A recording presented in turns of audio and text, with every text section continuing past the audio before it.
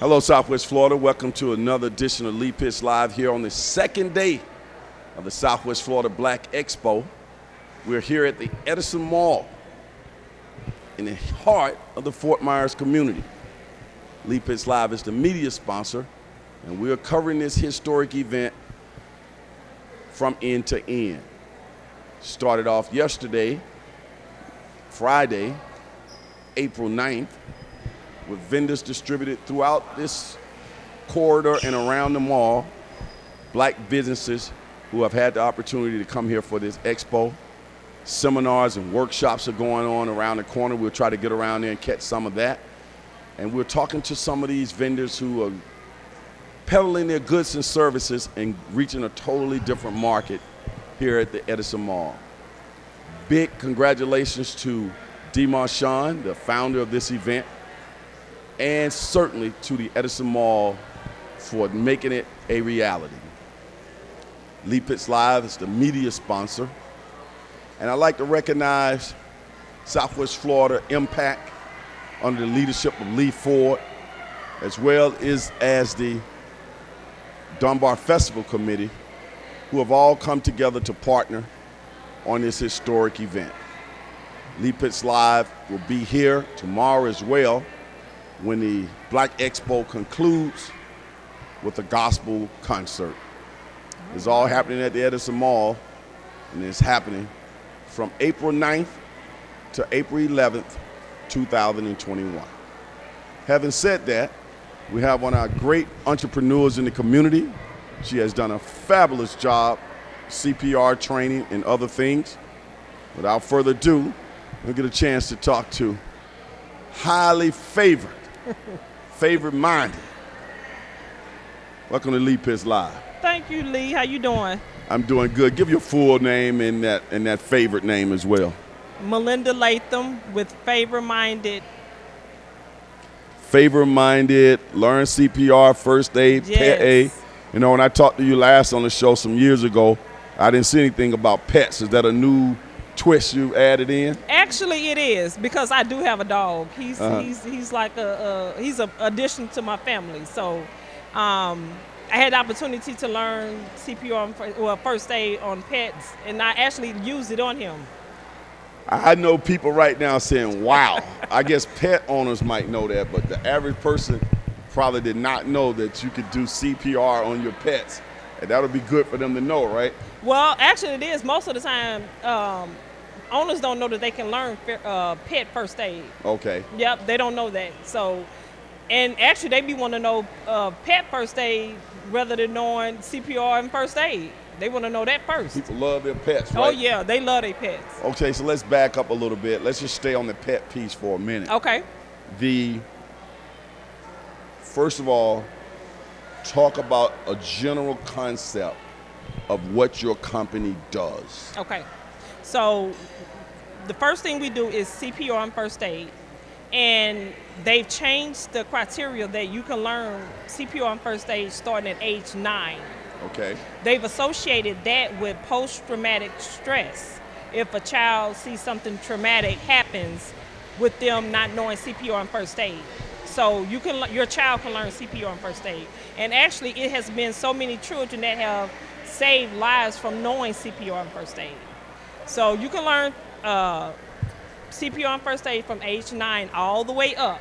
And you train people in that, and you train companies in that? Yes, I definitely train children and adults with CPR and first aid. I actually come to you. So we're a mobile training center. So it's convenient for the business owners that they can just keep all of their employees right at their spot, and we come right there to do the training. Now, is CPR training, first aid, mandatory for a lot of businesses, or it's just a good thing to know, or insurance companies would like for them to know it? Tell me how that works, or is it vary from business to business or person to person? With the COVID, more businesses are becoming more aware that it is essential to know CPR and first aid. When people ask me who needs to know it, my answer to that question is who don't need to know it. If you're breathing and living, you need to know CPR and first aid. So If you're a business owner, you definitely need to know CPR and first aid, because the first thing you are is a business owner. Right. So if I come into your hair salon or your barber shop or your church and something happens to one of my loved ones, then you can be sued for that, not having that service in your establishment. Now, most people who watch this show in the local area, they know me as a swim instructor, lifeguard, Yes. and all the other trappings that come along with that. I know you know me as that. Exactly. And you certainly see those Red Cross on my paraphernalia whenever you see me photographing TV and swimming in the swimming world. You also know that I had to have extensive training in CPR and first aid, and I have to keep that ongoing training certification. Right. I think it's like every year, every 2 years. Yes. I tell you, I hate going back to do it.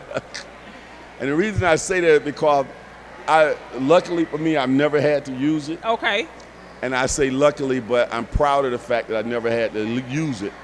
I tell lifeguards and swimming instructors that I've trained over the years that if you tell me you've been doing this job for all of these years and you never had to make a rescue in the water, I see that as a good thing. Right. You tell me you never really had to do CPR on somebody you pulled out the pool, I see that as a good thing because you are doing preventive life-saving. You are a great lifeguard. Yes. You are seeing something before it happens and you stop it.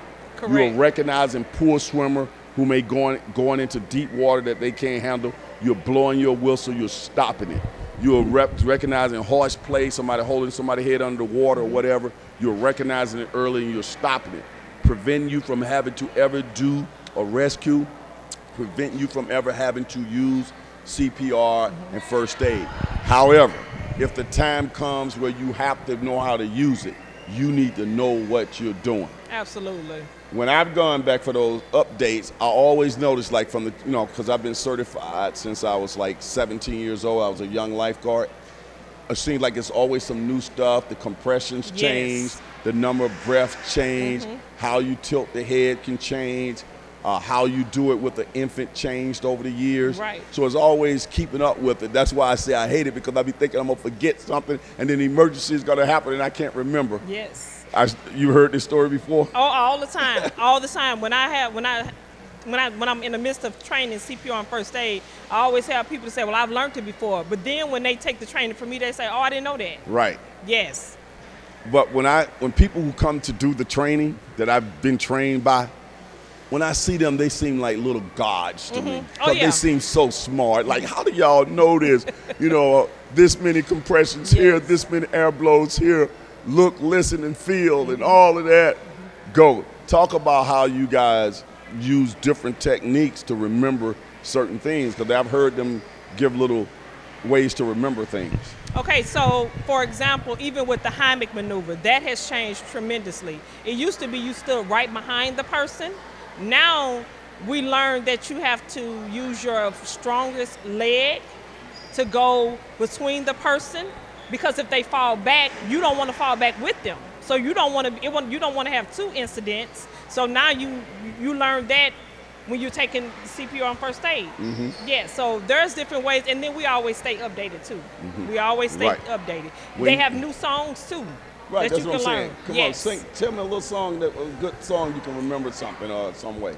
That's what I was trying to get you to do. Give me an example. Okay, so one of the songs that a lot of people are talking about is "Stand Alive."